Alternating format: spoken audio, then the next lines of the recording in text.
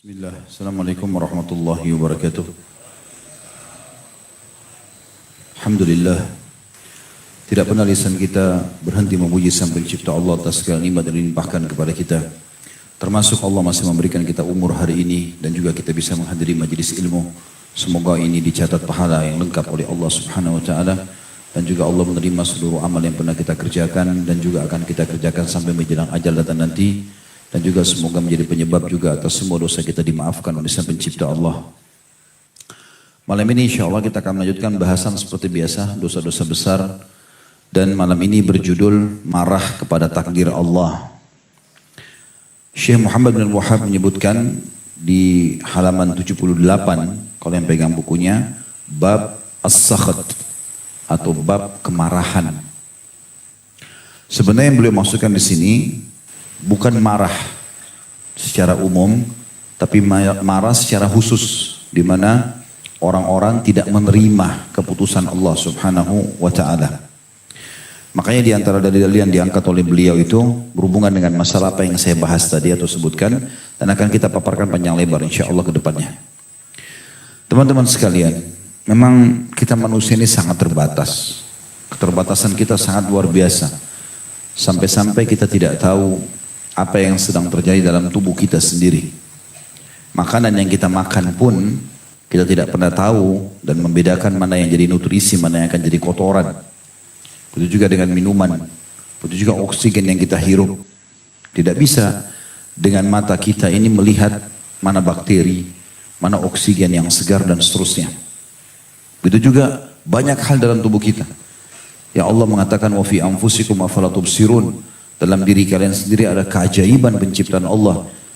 Apakah kalian tidak melihatnya? Belum lagi di sekitar kita. Banyak sekali fenomena teman-teman sekalian. Kadar cahaya matahari, kadar panasnya. Kemudian juga malam, kadar panjang malamnya. Kemudian turunnya hujan, kadar air yang turun. Dan sekian banyak jumlah butiran pasir, ya, volume air, dan terlalu banyak. Yang kalau kita ingin mempelajari satu persatu itu, jangankan kita berbicara bisa membuatnya atau menciptakannya. Kita ingin mempelajari saja tidak akan pernah cukup umur seluruh manusia.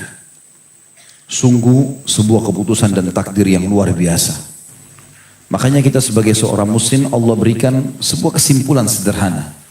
Rukun imanmu, beriman kepada Allah dimulai dan diakhiri dengan beriman kepada takdir baik dan takdir buruk.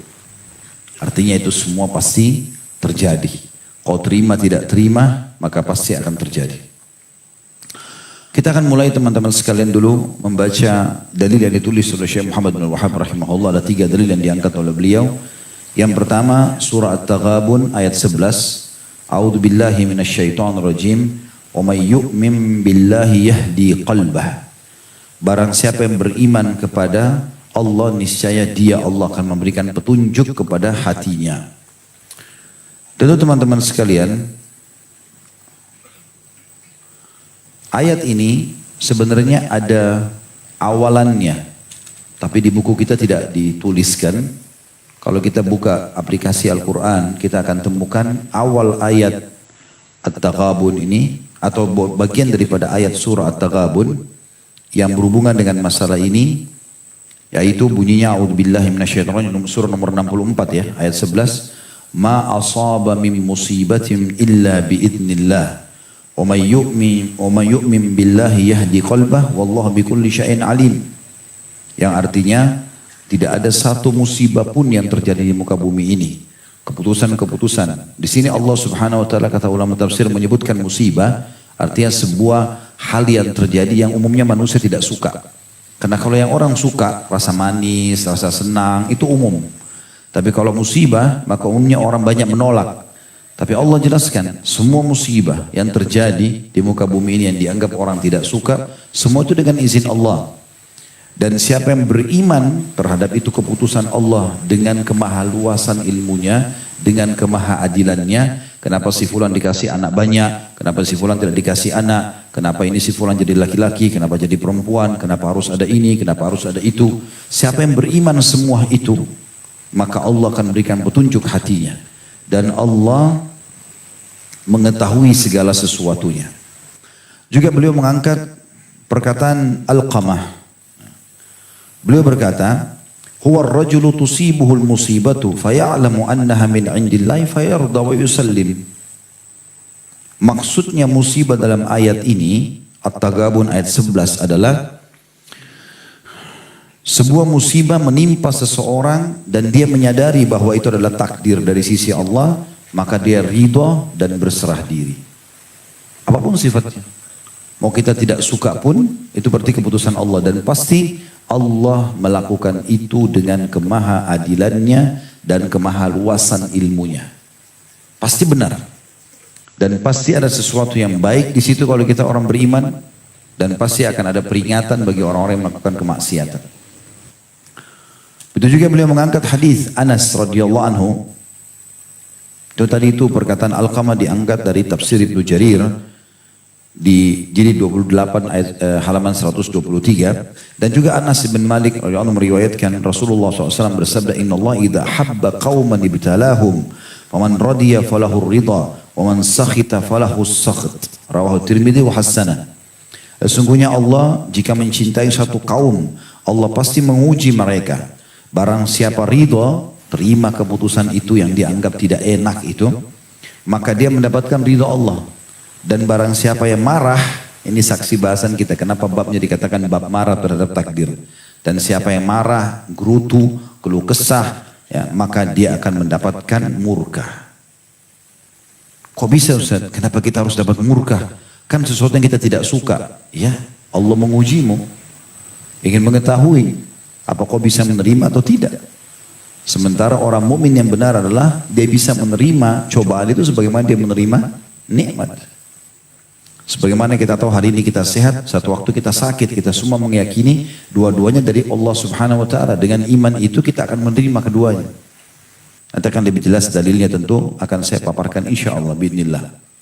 Baik teman-teman sekalian, itu yang dipaparkan tiga dalil oleh atau dua buah dalil dengan satu perkataan ulama Alqamah tentang masalah haramnya atau tidak bolehnya seseorang marah terhadap takdir Allah Subhanahu wa taala. Lebih dalam kita bahas. Allah Subhanahu wa taala menyebutkan tentang masalah sesuatu yang tidak disukai oleh manusia. Karena kalau sekali lagi berbicara tentang takdir yang orang sukai, sesuatu yang orang sukai, maka mungkin tidak perlu bahasan khusus. Kamu suka kenyang enggak? Kamu suka makanan enak enggak? Kamu suka ini dan itu enggak? Pasti oke, suka. Tapi pada saat kita tanya, kamu suka sakit enggak? Kamu begini dan begitu enggak? Gitu. Kamu terima enggak pada saat tidak punya anak? Dan seterusnya, itu akan sulit. Maka Allah Subhanahu wa taala menitik beratkan agar orang beriman berada di keseimbangan keduanya. Bagaimana dia menerima nikmat Allah dan juga menerima keputusan Allah dari sisi takdir yang dianggap buruk bagi dia. Allah berfirman dalam surah Al-Baqarah, surah nomor 2 ayat 216. Saya berharap teman-teman ikuti stepnya ini ya. Karena kita akan sampai kepada sebuah poin. Harapan kita nanti insya Allah kita bubar dari sini. Apapun cobaan datang kita semua tersenyum menyambutnya. Karena sudah paham, oh ternyata begini maksudnya. Dalam surah Al-Baqarah 216 Allah berfirman, A'udzubillahi minasyaitonirrajim, kutiba alaikumul qitalu wa huwa kurhun lakum. Telah dicatatkan dan diperintahkan untuk kalian berperang, sementara itu kalian tidak suka. Wa asa an takrahu syai'an wa huwa khairul lakum. Tapi bisa saja sesuatu yang kau benci itu justru itu kebaikan bagimu. Wa asa an tuhibbu syai'an wa huwa syarrul lakum. Bisa saja sesuatu yang kalian suka itu ternyata buruk buat kalian. Wallahu ya'lamu wa antum la ta'lamun. Dan Allah lebih tahu sementara kalian tidak tahu itu. Maka tadi di pembukaan ceramah kita saya sudah bilang, terlalu banyak hal yang kita tidak tahu. Ikhwan dan akhwat sekalian. Bahkan kadang-kadang ada hal yang buruk di depan mata kita, tapi sebenarnya Allah jadikan untuk kebaikan, cuma kita tidak mengetahuinya. Tinggal bagaimana kita sebagai seorang muslim, kalau sudah terjadi kita menerimanya. Kalau belum terjadi kita ikhtiar untuk menghindari sesuatu yang berbahaya buat kita. Hasan Basri rahimahullah berkata, statement yang sangat menarik. Beliau mengatakan, la takrahul balayal waqi'ah. Jangan pernah kalian sebagai orang beriman membenci cobaan-cobaan yang sedang terjadi. Wan naqamatul hadithah. Dan juga kemalangan-kemalangan yang terjadi. Farubba amrin takrahu fihi najatuk. Bisa saja sesuatu yang kau tidak suka itu justru di situ kesuksesanmu. Walarubba amrin tu'thiruhu fihi abda'uk. Dan bisa saja sesuatu yang kau suka itu justru itu adalah kecelakaan bagimu. Al-Fadl ibn Sahal juga berkata rahimahullah, inna fil ilali la ni'mah. Sesungguhnya dalam cobaan-cobaan itu ada kenikmatan di situ. La yanbaghi lil akili an yajhalaha. Tidak layak bagi orang yang berakal luput darinya masalah itu. Fahiya tamhisu lidz-dzunub. Karena sudah pasti cobaan itu, manfaat pertama menurut beliau, Fadl ibn Sahal rahimahullah berkata, adalah pembersihan dosa-dosamu. Apapun cobaan datang, kecelakaan besar berarti bersihkan dosamu. Artinya kau tidak akan dihukum di akhirat. Di dunia rezekimu akan datang. Yang kedua, wa tu'rad li thawabus sabr. Engkau akan mendapatkan pahala sabar karena tidak akan dapat kecuali dengan cobaan. Yang ketiga, wa ikal minal ghaflah. Cobaan itu menyadarkan dari kelalaian. Dengan adanya cobaan, kita jadi sadar. Oh ternyata saya lalai, oh ternyata saya salah. Yang keempat, wa tadhkiru bin ni'mah fi halis sihha. Dan dia akan mengingatkan tentang besarnya nikmat, terutama dalam keadaan sehat. Ada orang kalau datang cobaannya lagi sakit, lagi ada masalah berat pikirannya, maka di situ dia merasakan enak benar dulu waktu saya kemarin tenang ya, belum ada masalah, lagi sehat dan seterusnya. Maka dia jadi ingat nikmat itu.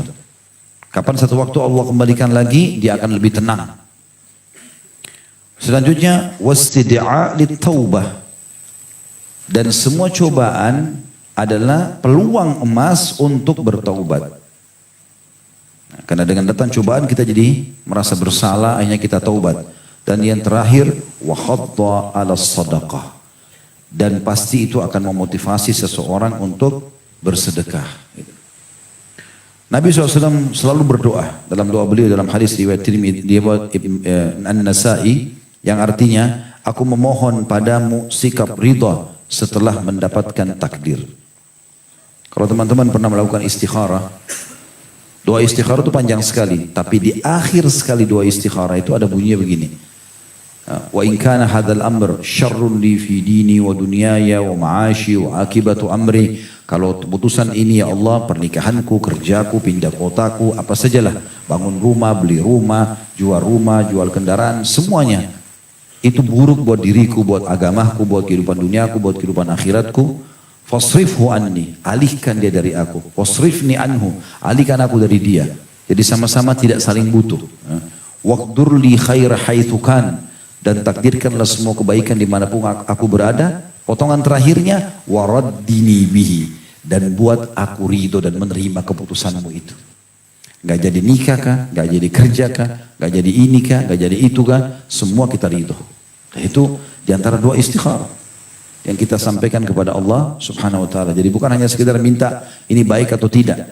Tapi kalaupun sesuatu yang kau takdirkan ya Allah itu ternyata tidak aku sukai, maka tetap buat aku ridho. Itu puncak keimanan.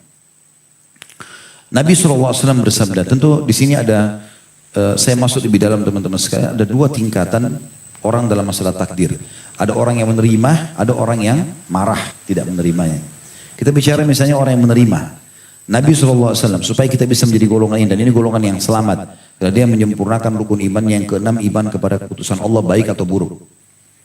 Nabi SAW mengatakan, jangan pernah engkau menuduh Allah salah dalam keputusan yang telah ditetapkannya kepadamu. Hadis sahih riwayat Ahmad. Jadi apapun itu, jangan pernah kau merasa salah. Banyak orang dianggap ini salah. Contoh, dia sudah dikasih jadi laki-laki, mau jadi perempuan. Seakan-akan Allah salah. Atau jadi perempuan mau jadi laki-laki. Atau jadi orang Melayu mau jadi orang Arab. Atau mau jadi orang bule, sehingga memaksakan diri menjadi orang-orang yang bukan dia sebenarnya. Itu banyak terjadi kan. Tidak bisa menerima keputusan Allah. Seakan-akan Allah keliru dalam menentukan keputusan itu. Salah dia kenapa laki-laki, kenapa enggak perempuan, padahal dia lebih cenderung pada perempuan dan seterusnya. Begitu terus. Ya. Begitu juga pada saat dia tidak bisa menikah sama orang, dia menyalahkan seakan-akan kenapa anda nikah sama saya. Padahal Allah enggak tentukan, itu pasti kebaikan. Kita tidak tahu kalau kita lanjutkan sama dia apa yang akan terjadi. Walaupun kita harapannya sangat besar.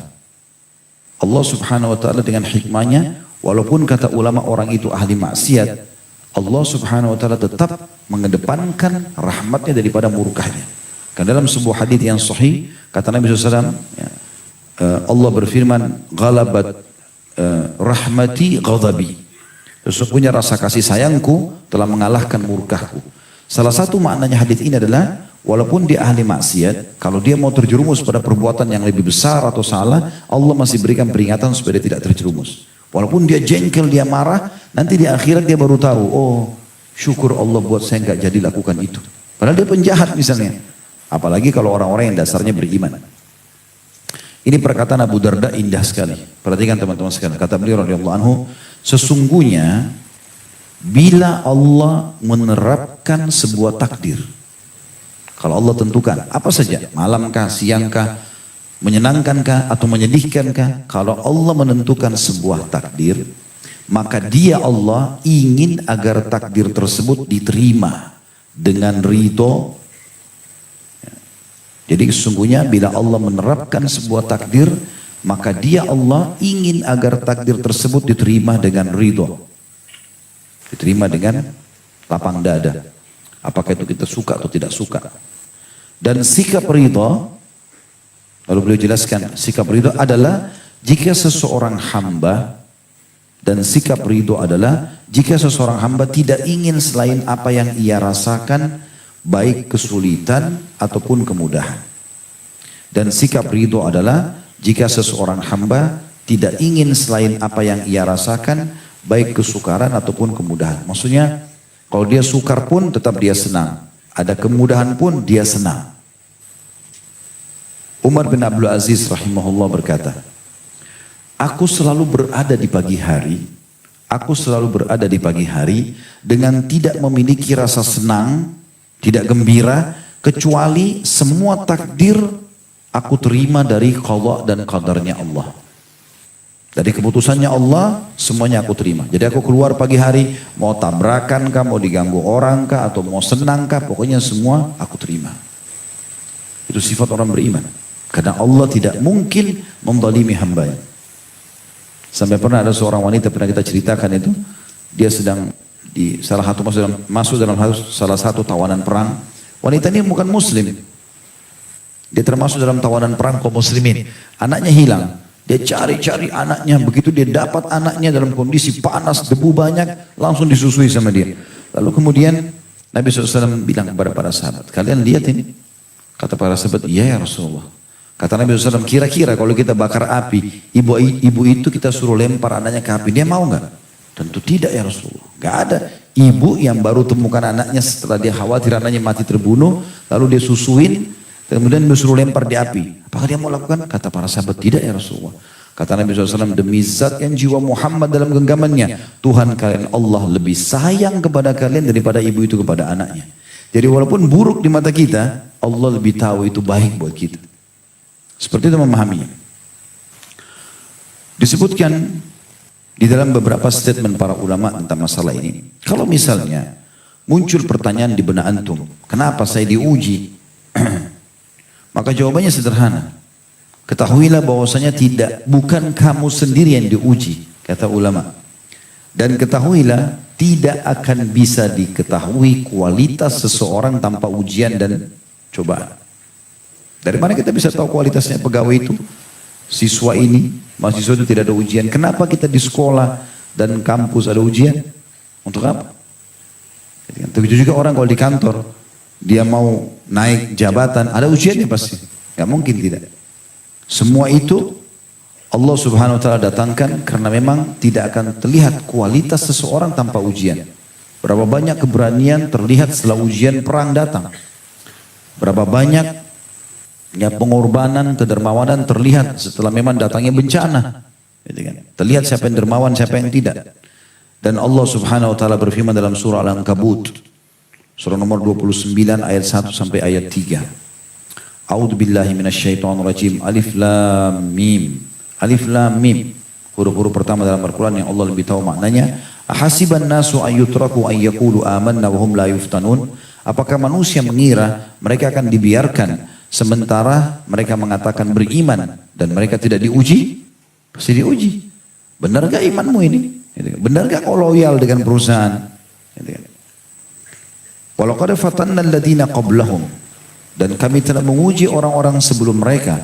Fala ya'lamanna Allahu alladziina shadaqu wa la ya'lamanna al-kadzibin.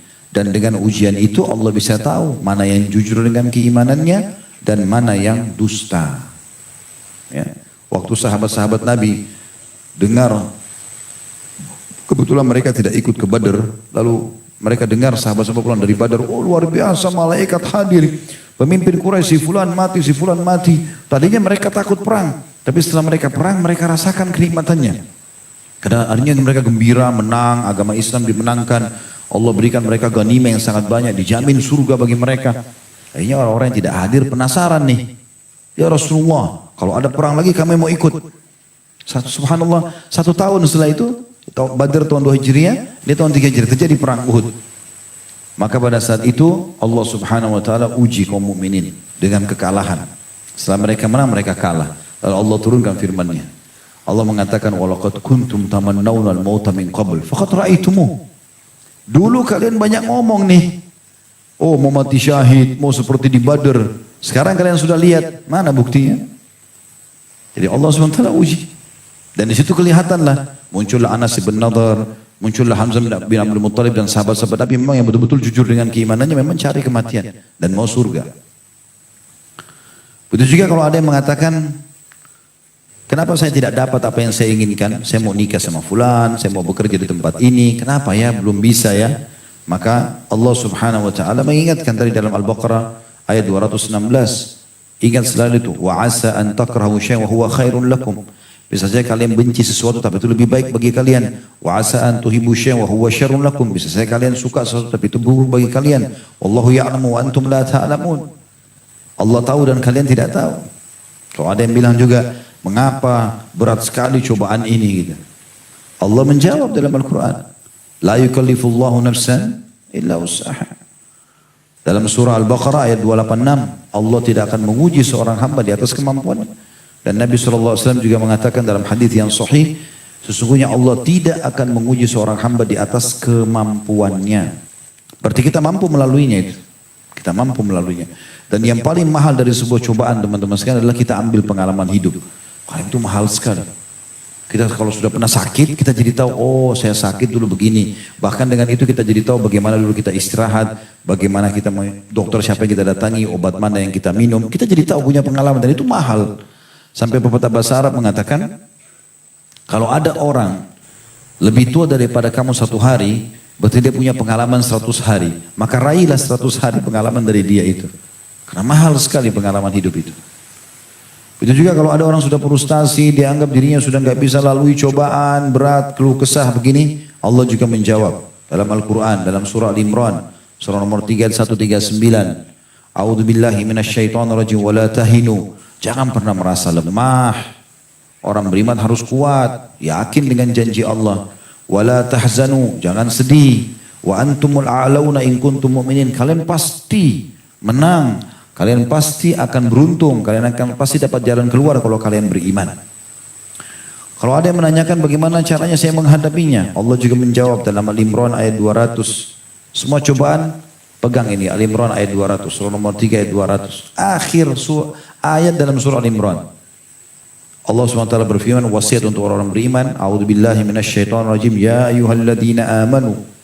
Hai orang beriman, isbiru, sabar. Wasabiru, kuatkan sabar kalian itu. Warabitu, tetap kalian berjuang, berusaha cari jalan keluar. Makna letterletnya, tetap kalian berjaga-jaga di perbatasan antara kalian dengan orang kafir. Tapi di sini makna umumnya adalah, tetap kalian ikhtiar, coba terus, berobat terus, ikhtiar terus, jangan putus asa. Dikatakan wattaqullaha la'allakum tuflihun, dan ikuti semua itu dengan ketakwaan. Artinya bentuk ikhtiarmu jangan sampai masuk kepada hal-hal yang haram. Ya, agar kalian beruntung. Kalau ada yang bertanya, lalu kalau saya sabar apa yang saya dapatkan? Banyak sekali dalilnya. Di antara firman Allah Subhanahu wa taala, yang sabar bekerja belum dapat pekerjaan, yang mau nikah belum dapat pekerjaan, dia sudah menikah lalu bercerai dengan pasangannya tanpa dia inginkan, belum dikasih anak, banyak cobaannya, macam-macam, gangguan tetangga, gangguan orang kantor, dihina fisik, dihina segala macam, semua itu. Allah mengatakan dalam Al-Quran surah At-Taubah, surah nomor 9 ayat 111. Balasannya apa? Innallaha ashtara minal mu'minina anfusahum wa amwalahum bi anna lahumul jannah. Sesungguhnya Allah membeli dari orang-orang beriman diri mereka, dicoba oleh Allah SWT dengan segala macam, dan harta mereka yang mereka keluarkan agar mereka mendapatkan surga. Balasannya surga. Nah, abadi selama dalam kenikmatan. Juga di dalam firman Allah Subhanahu wa taala, atau kalau ada yang mengatakan apa yang harus, jadi kalau itu jawab, itu pertanyaan-pertanyaan, itu jawabannya teman-teman sekalian. Jadi kita harus kembali kepada keyakinan kalau semua takdir adalah kebaikan yang Allah berikan, walaupun itu buruk di mata kita. Dan Allah Subhanahu wa taala menyuruh kita untuk bertawakal kepadanya. Datang cobaan, terima dulu sebagai cobaan itu dari Allah, kemudian kita coba tawakal, ikhtiar, cari jalan keluar. Allah menyebutkan dalam surah At-Taubah surah nomor 9 ayat 129. A'udzu billahi minasyaitonir rajim. Hasbiyallahu alladzi la ilaha illa huwa alaihi tawakkaltu wa huwa rabbul arsyil azim. Cukuplah Allah menjadi penolongku, tidak ada Tuhan yang berhak disembah kecuali Dia, kepadanya aku menyerahkan diri dan Dia adalah pemilik arsy atau singgasana yang agung. Dan dalam sebuah hadis qudsi yang mulia riwayat Bukhari Muslim, kata Nabi SAW, Allah berfirman, ana inda dhanni abdi bi, aku sesuai dengan prasangkaan hambaku. Riwayat lain dikatakan kalau dia persangka baik padaku, aku akan berikan sesuai dengan prasangkanya. Udah sangka buruk maka terjadilah itu pada dia. Juga teman-teman sekalian, dalam riwayat Baihaqi, sebuah hadis yang mulia, semua cobaan yang datang itu asal antum bisa mengontrol diri, tahu pada saat itu Allah sedang menguji, Allah Maha melihat, dan fa inna ma'al usri yusra, di setiap kesulitan ada kemudahan. Maka kalau kita nanti melihat pahalanya hari kiamat, bukan cuma kita gembira, orang yang tidak tertimpa apa yang menimpa kita, gangguan selama kita di dunia, maka mereka berharap tertimpa cobaan yang lebih berat daripada kita. Bahkan dalam sebuah hadis riwayat Baihaqi, kata Nabi SAW, yawaddu ahlul afiyah yaumal qiyamah, semua orang yang diberikan kesehatan nanti di hari kiamat, waktu di dunia dikasih kesehatan, mereka berharap pada hari kiamat nanti anna juludahum quridat bil maqarid, mereka berharap agar kulit-kulit mereka digunting-gunting dengan gunting yang tajam, mimma yaruna min thawabi ahlil bala, setelah mereka melihat bagaimana besarnya balasan orang yang telah datang ujian kepadanya. Ujian itu hanya sebentar, selama di dunia saja. Dan juga teman-teman sekalian, orang diuji oleh Allah Subhanahu wa taala kalau dia orang beriman, pembersihan dosanya. Kalau dosanya betul sudah tidak ada, berarti peninggian derajatnya. Itu diambil daripada hadis Nabi SAW, riwayat Tirmidzi dan Ibnu Majah. Kata Nabi SAW, al-anbiya'u thummal amthal wal amthal. Orang yang paling berat cobaannya adalah para nabi-nabi. Kemudian orang-orang yang dekat dengan nabi-nabi tersebut secara keimanan. Fayabtali ar-rajulu ala hasbi dini, fayubtala ar-rajulu ala hasbi dini. Seseorang akan diuji sesuai dengan kekuatan agamanya. Fa in kana dinuhu salba ishtadda bala'uh. Kalau agamanya makin kuat, imannya kuat, maka makin besar cobaannya. Wa in kana fi dinihi riqqah. Kalau agamanya lemah, ibtala ala hasbi dini, diuji sesuai dengan kadar imannya saja. Fama yabrahul bala bil abdi hatta yatrukuhu yamshi alal ardi ma'alihi khati'ah. Terus saja seorang hamba diuji oleh Allah sampai Allah biarkan dia jalan di muka bumi tidak tertinggal satupun dosanya. Kalau Anda mengatakan, Ustaz, kalau begitu saya takut jadi orang beriman karena cobaannya berat. Ya, misal contoh, ini orang yang belum memahami bahwasanya sebenarnya ada hadis Nabi, inna idhamal ajri ma idhamal bala. Sesungguhnya besarnya kadar balasan sesuai dengan besarnya kadar cobaan. Ada balasannya juga besar, gitu kan, sesuai dengan cobaan tersebut. Dan sebenarnya cobaan itu bentuk kasih sayang Allah. Karena kalau kita lagi dicoba, ada takdir yang kita anggap yang baik datang kepada kita, lagi sakit, apalah gangguan orang segala macam. Sebenarnya kita sedang meringkas umur kita dalam ketaatan. Karena kalau cobaan lagi datang, kita nggak ada peluang buat dosa. Selalu kita berpikir untuk berbuat kebaikan. Orang kalau lagi sakit, demam, diajak temannya ke diskotik, nggak mau dia. Hah? Atau orang lagi sibuk kerja lah, urusan dunia lagi banyak ini kerjaan, dia kejar target, diajak pergi jalan-jalan sama temannya, aduh nggak bisa, lagi sibuk. Kesibukan itu, kalau kita dalam agama mungkin didatangkan cobaan-cobaan padanya, membuat dia berhenti dari kemaksiatan dan dia meringkas hidupnya dalam ketaatan. Andai dia tahu nilainya itu hari kiamat, dia berharap semua hidupnya cobaan. Ya. Ibnu Baz berkata, Syekh bin Baz rahimahullah, Allah yabtali ibadahu bis-sarra'i wa dharra'. Allah Azza wa Jal yang maha suci dan maha mulia menguji hamba-hambanya dengan kegembiraan dengan kesedihan. Jadi kegembiraan itu juga cobaan. Apakah antum bersyukur atau tidak? Makanya Nabi Sulaiman alaihissalam pada saat berhasil meminta kepada orang-orang di sekitarnya mendatangkan singgasananya Balqis, gitu kan? Jauh di Yaman, beliau di Palestina. Jadi kalau handphone ini adalah Jazirah Arab, itu Palestina di atas, Yaman tuh di bawah. Jaraknya jauh sekali nih, selatan sama utara gitu. Tapi dia bilang sama pengikutnya, siapa yang bisa datangkan singgasananya Balqis? Rupanya ringkas ceritanya kita tidak usah bicara ada jin yang minta segala, tapi ringkas cerita ada kerabat beliau sendiri dari orang yang beriman dari sepupu Nabi Sulaiman alaihissalam, orang saleh mengatakan saya didatangkanlah dengan zikir-zikir tertentu doanya kepada Allah datang. Begitu dia lihat singgasana itu kan sebuah nikmat karena singgasananya Raja Balqis yang Ratu Balqis yang terkenal itu pindah ke istana Nabi Sulaiman. Tapi apa kata Nabi Sulaiman alaihissalam? Sesungguhnya ini adalah cobaan dari Tuhanku. Dia melihatku apakah aku bersyukur atau aku kufur. Jadi nikmat itu pun dianggap sebagai cobaan sama dia. Agar jangan sampai kita lalai dari syukurnya. Cobaan agar kita jangan lalai dari sabarnya. Begitulah. Berimbang ini ya. Nikmat kita syukuri, cobaan kita sabari. Ini sama. Dua-duanya kita sukai. Seperti itulah Islam mengajarkan.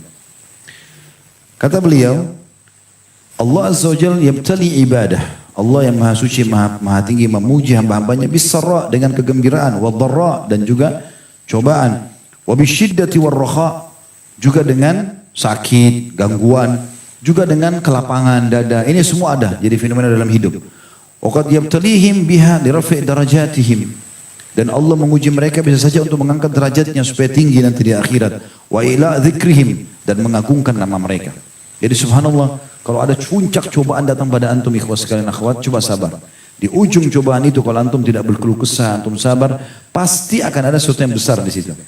Pernah saya ceritakan kisah, seseorang di kisah salafus saleh dulu. Dia rupanya, saya ingatkan kembali kisahnya tentunya. Dia rupanya majelis ramai sekali orang, penuh. Padahal di masjid itu ada gurunya juga punya halakah. Dia dulu hadir di halakah gurunya. Tapi ternyata lebih banyak muridnya daripada gurunya. Teman-temannya pada datang semua. Ada apa dengan kamu ini? Kok bisa majelismu lebih ramai daripada guru kita? Apa yang kau lakukan? Dia bilang kalau kalian dengar, ceritakan. Dan mereka teman-temannya, tentu saja kami mau dengar. Maka dia bilang, dulu 10 tahun yang lalu kebetulan, dia duduk di halaqah sama. Dia belajar terus. Dia baru buka halaqah majelis ilmu dia setelah 10 tahun dia bilang. Saya pernah duduk di sana, kemudian saya bubar pengajian, pulang semua. Lalu saya tinggal sama kita. Datang satu orang putih, tampan, bajunya bersih masuk di majelis. Lalu bilang kepada guru kita, Syekh, saya mau. Katanya, baiklah. Apa yang bisa saya bantu? Dia bilang, saya mau cari jodoh. Lalu tiba-tiba guru kita bicara sama saya, kau mau jadi anak mantunya orang ini? Saya lihat orang itu putih, tinggi, tampan. Pasti anaknya juga begini nih. Dia bilang, saya tidak banyak pikir. Saya bilang, iya, mau. Dinikahkan. Karena ini walinya perempuan. Tiba-tiba setelah akad nikah pergi ke rumahnya mertuanya. Sudah jadi mertua sekarang. Belum pernah lihat istrinya nih. Masuk ruang tamu, kalau mertuanya mengatakan, dia bilang, orang ini bilang, saya masuk rumahnya mewah, bagus, luar biasa pokoknya gitu. Kelihatan bekas nikmat itu. Lalu dia bilang, tunggu sini saya siapkan istrimu. Setelah selesai, beberapa saat dia bilang, masuklah. Begitu saya masuk ke dalam kamar, ketemu istri saya temukan istri, ada 10 atau 11 aib pada istri saya. Satu saya sudah cukup saya ceraikan. Matanya satu rusak, tangannya, kakinya pincang, luar biasa. Ada 11 aib, satu saya sudah cukup saya ceraikan. Saya sudah niat mau keluar ceraikan dia. Tiba-tiba istri saya merangkak dalam kondisi dia lumpuh, memegang kaki saya lalu mengatakan, saya cuma minta satu. Biar kau nggak sentuh saya, jangan ceraikan saya. Saya mau meninggal dalam kondisi saya berstatus sebagai seorang istri. Dia bilang hati saya tersentuh untuk membantu dia, saudari muslimah sekarang sudah status istri saya, itu pun karena keputusan saya sendiri. Maka saya bersabar, 10 tahun tidak ada yang tahu saya nikah sama wanita cacat. Kecuali saya sama mertua saya. Dan sekarang saya ceritakan kalian karena istri saya sudah meninggal dunia.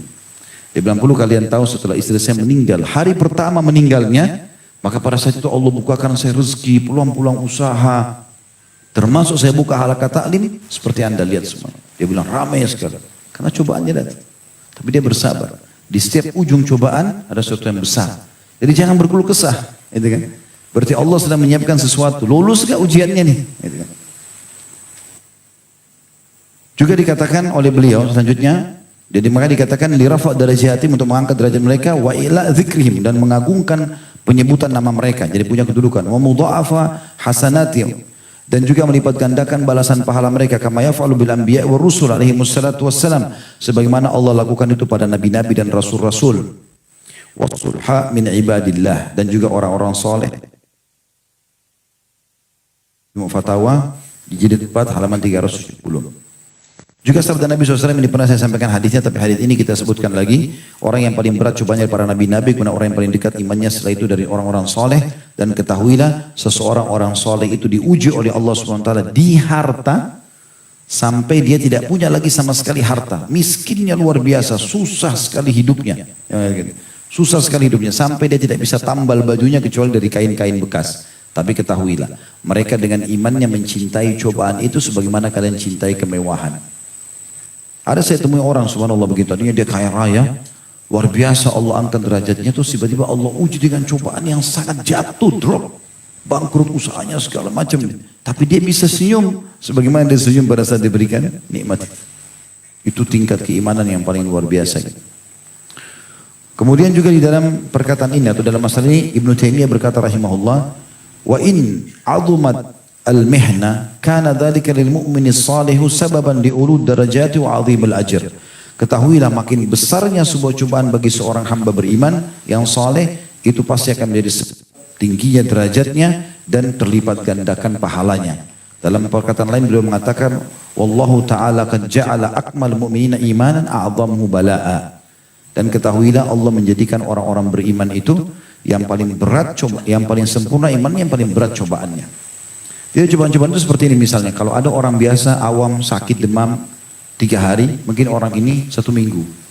Umum orang semua diuji, tapi bukan diuji yang sama semua orang, tapi orang beriman lebih lama selesainya misalnya, atau lebih berat cobaannya dari sisi itu. Mungkin orang cuma flu, dia flu sama demam. Gitu. Seperti itulah, karena hadis tadi ini tentang nabi-nabi orang yang paling berat cobaannya adalah keluar karena Nabi SAW lagi demam. Dan pada saat itu sahabat datang lalu memegang, kaget dengan demam Nabi SAW. Maka Nabi waktu ditanya, apakah anda ya Rasulullah mendapatkan 2 pahala karena demam seperti ini? Kata Nabi SAW, iya. Sesungguhnya besarnya pahala sesuai dengan kadar besarnya cobaan. Al-Munawi berkata, barang siapa yang menyangka bahwa apabila seorang hamba ditimpa ujian yang berat itu adalah sebuah kehinaan, maka sungguh akalnya telah hilang dan hatinya telah buta. Betapa banyak orang soleh yang mendapatkan cobaan. Tidakkah kita melihat bagaimana Nabi Yahya bin Zakaria disembelih atau dibunuh oleh kaumnya sendiri. Terbunuhnya 3 khulafaur rasyidin, Umar bin Khattab ditusuk oleh Abu Lu'lu', Utsman bin Affan dibunuh oleh kaum Khawarij, gitu kan? Ali bin Abi Thalib dibunuh oleh kaum Khawarij. Ini orang-orang mulia. Sampai Nabi SAW waktu pernah jatuh sesuatu barang dari beliau, kemudian Ali bin Abi Thalib yang memungutnya. Lalu Nabi berkata kepada sahabat-sahabat yang ada di situ, kasihan sepupuku ini. Nanti dia akan diuji oleh Allah dengan terbunuhnya di bagian kepalanya. Sampai Ali tahu. Ali mengatakan, dia sudah dengar lalu dia mengatakan, sungguh demi Allah yang jiwa Ali dalam genggamnya, nanti akan ada pisau seseorang tertusuk di sini dan tembus ke sini. Jadi tunjuk tubuhnya. Dia tahu Nabi SAW menerima. Jadi kematian itu dia tidak rasakan lagi, dia cuma rasakan sakaratil maut gitu kan. Ketika terbunuhnya Al-Husain, cucu Nabi SAW, terbunuhnya Ibnu Zubair, Abdullah bin Zubair di Mekah. Ya, sampai Asma, ibunya dia, Asma binti Abi Bakar, anaknya Abu Bakar. Dan ini wanita mulia sekali, terkenal. Istrinya Zubair, ayahnya dia Zubair bin Awam. Abdullah bin Zubair, waktu hari terakhir digempur di Mekah oleh pasukan Hajjaj, gitu kan. Dia dekati ibunya sudah buta matanya, Asma. Lalu kemudian dia datang lalu mengatakan, ibu, saya ingin meminta pendapatmu, gitu kan. Maka kata Asma, wahai anakku, kalau kau yakin kau benar, majulah. Dan jangan pernah kau ragu untuk dipermainkan oleh Bani Umayyah, gitu kan, maksudnya menyerangnya, pasukannya itu. Lalu kemudian, aku berharap kematianmu nanti, itu benar, kau mati syahid. Dia mengatakan, demi Allah, kata Asma, kalau kau ingin akhirat, kau ingin Allah, kau akan mati syahid. Tapi kalau kau inginkan dunia, maka kau tidak akan dapatkan kecuali kehinaan. Kata Abdullah bin Zubair, demi Allah wahai ibuku, aku tidak ingin kecuali akhirat. Demi Allah, bersumpah sama Allah. Lalu dia peluk ibunya, untuk dipeluk, Asma pegang bajunya dia, ada baju besinya. Lalu kata Asma, sungguh orang yang mau mati syahid tidak akan pakai baju seperti kamu. Padahal ibunya buta. Pakai baju besi untuk apa? Kau mati syahid kan? Maka dia buka baju besi, tinggal bajunya. Kata Asma, peluk saya, dipeluk lagi. Langsung dia mengatakan, demi Allah juga kau masih pakai baju. Dibuka bajunya, disuruh buka bajunya. Lalu disuruh anaknya menghadapi peperangan sampai terbunuh mati syahid. Radhiyallahu anhu.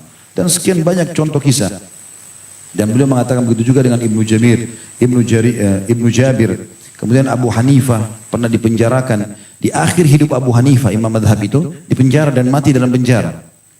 Dan juga Imam Malik rahimahullah pernah dibuka bajunya lalu dicambukin oleh orang-orang yang tidak bertanggung jawab. Kemudian sempat ditarik sampai tangannya copot. Rahimahullah. Begitu juga dengan Imam Ahmad pada saat mempertahankan tentang Quran adalah perkataan Allah. Dikatakan pada saat itu oleh kaum Mu'tazilah kalau Quran itu adalah makhluk.